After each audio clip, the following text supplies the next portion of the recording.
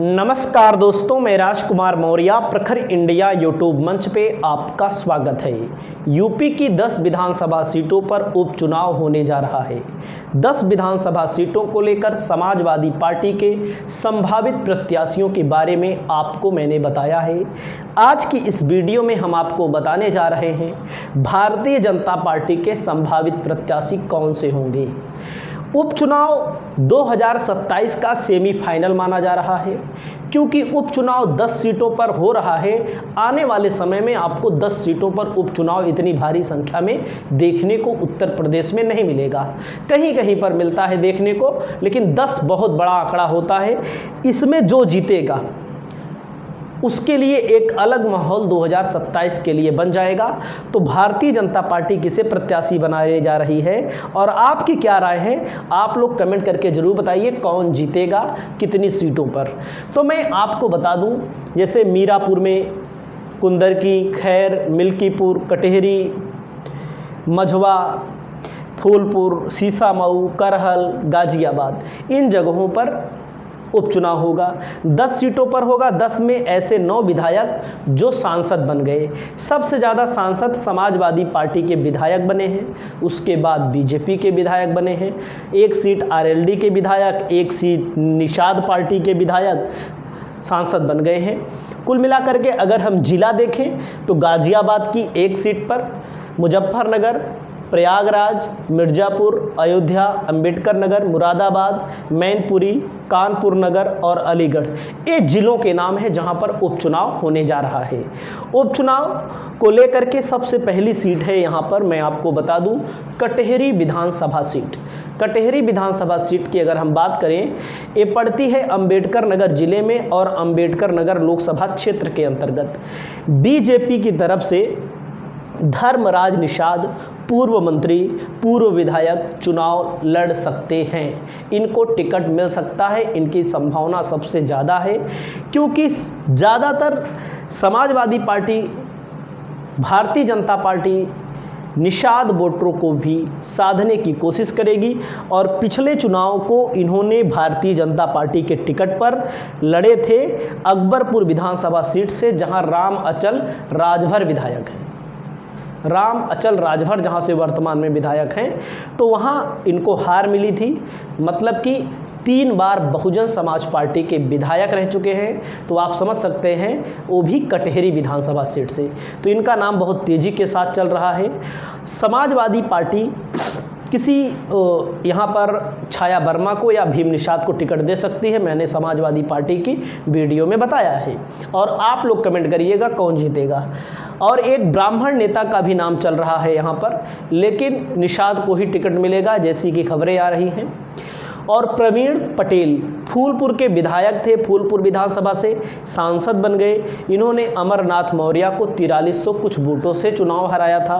तो फूलपुर की विधानसभा सीट पर भारतीय जनता पार्टी की तरफ से पूर्व विधायक दीपक पटेल का नाम चल रहा है बहुत तेज़ी के साथ, क्योंकि पटेल बाहुल्य इलाका है।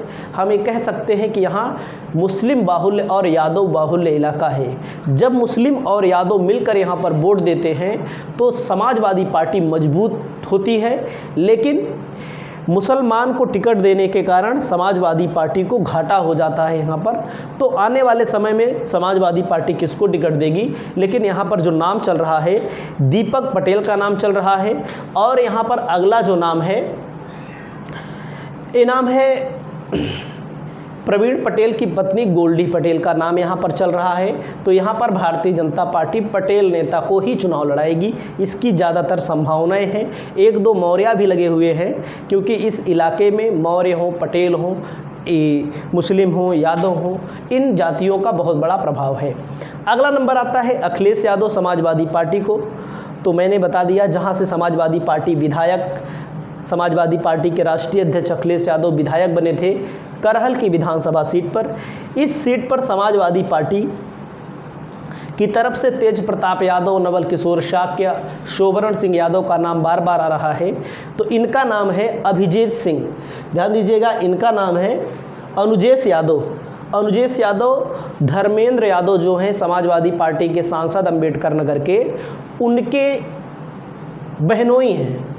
मतलब कि बहनोई हैं, उनके जीजा हैं, उनको टिकट यहाँ पर दिया जा सकता है बीजेपी की तरफ से।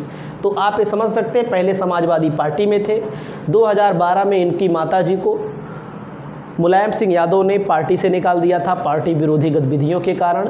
2017 में अखिलेश यादव ने इनको पार्टी से निकाल दिया था और ये फिरोजाबाद जिले के जिला पंचायत अध्यक्ष के पद पर भी रह चुके हैं। अगला नंबर आता है मिल्कीपुर विधानसभा, जो सबसे हॉट सीट है, सबसे महत्वपूर्ण सीट है। समाजवादी पार्टी की तरफ से खबरें आ रही हैं कि अवधेश प्रसाद के बेटे अजीत प्रसाद को यहां पर टिकट दिया जा सकता है, जिसकी बहुत बड़ी संभावना है। वहीं पर बीजेपी के पूर्व विधायक, ध्यान दीजिएगा, मिल्कीपुर के विधायक गोरखनाथ बाबा इनका नाम है, क्योंकि 2017 के चुनाव में ये वहाँ से चुनाव जीते थे। बाबा गोरखनाथ या गोरखनाथ बाबा नाम है इनका, पासी समाज से आते हैं। तो 28,000 कुछ वोटों से चुनाव जीत कर आए थे। तो मिल्कीपुर में अवधेश प्रसाद के सामने विकल्प के तौर पर बीजेपी यहाँ पर इनको लड़ाएगी। ज़्यादातर संभावनाएं इन्हीं को लड़ाने को लेकर के हैं। अगला नंबर आता है मीरापुर विधानसभा, जो मुजफ्फरनगर ज़िले में आती है।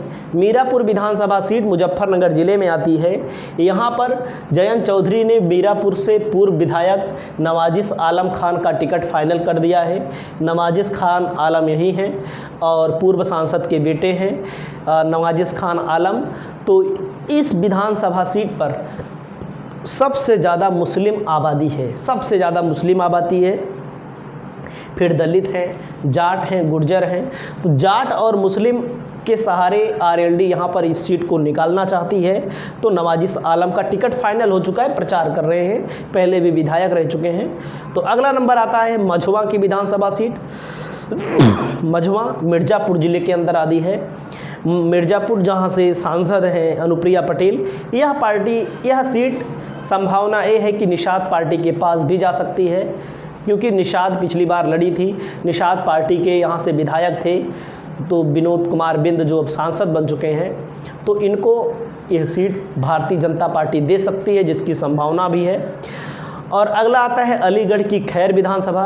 खैर विधानसभा सीट से टिकट मिलेगा राजवीर दिलेर, पूर्व सांसद थे, अब इस दुनिया में नहीं हैं। इनके बेटे जो हैं, इनके बेटे का नाम है सुरेंद्र दिलेर दीपक, मतलब कि पूर्व सांसद रहे हैं राजवीर दिलेर, उनके बेटे हैं। उन पूरी तैयारी कर चुके हैं यहाँ से चुनाव लड़ने के लिए, बीजेपी इनको टिकट देगी। और अगला नंबर आता है दोस्तों, अगला नंबर आता है जो सबसे खास सीट मैं आपको बता रहा हूँ, शीशा-मऊ की विधानसभा सीट। जो शीशा-मऊ समाजवादी पार्टी लगातार 5-6 बार से यहाँ पर चुनाव जीत रही है। बीजेपी 1993 में शायद जीती थी, मतलब बीजेपी के लिए स्थिति सही नहीं है यहाँ पर, क्योंकि 45% मुस्लिम आबादी है।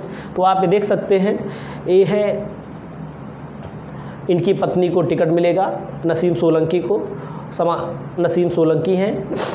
और इसी सीट पर पार्षद हैं कानपुर, शीशा-मऊ कानपुर नगर से, तो आप समझ सकते हैं, इनका नाम है नवीन पंडित, पार्षद हैं। इनको भारतीय जनता पार्टी टिकट देने जा रही है, ऐसी संभावना ज़्यादा है, क्योंकि अभी योगी जी ने इनसे मुलाकात भी की थी, इनको बुलाया भी था। तो यह सीट बीजेपी के लिए जीतना बहुत आसान नहीं है, हालांकि बीजेपी लड़ेगी तो है ही शीशा-मऊ सीट। तो दावा ठोका है नवीन पंडित ने। अगला नंबर आता है कुंदरकी विधानसभा, जहां पर 62% के करीब मुस्लिम आबादी है। समाजवादी पार्टी यहां पर बहुत सारे दावेदार हैं, 40-50 दावेदार हैं। मुस्लिम प्रत्याशी ही यहां से चुनाव जीत सकता है।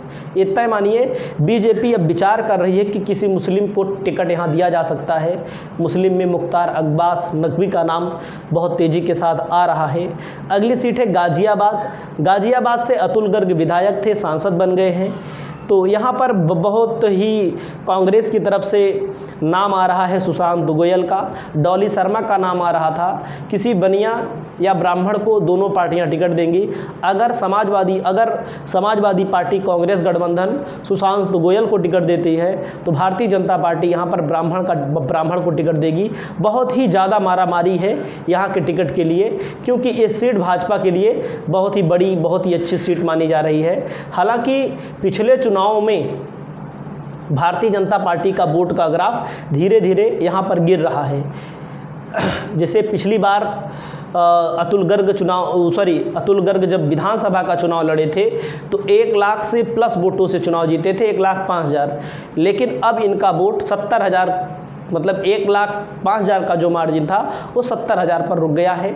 आपकी क्या राय है भारतीय जनता पार्टी और समाजवादी पार्टी के इस उपचुनाव के प्रदर्शन को लेकर? आप अपनी राय को जरूर बताइए। नमस्कार।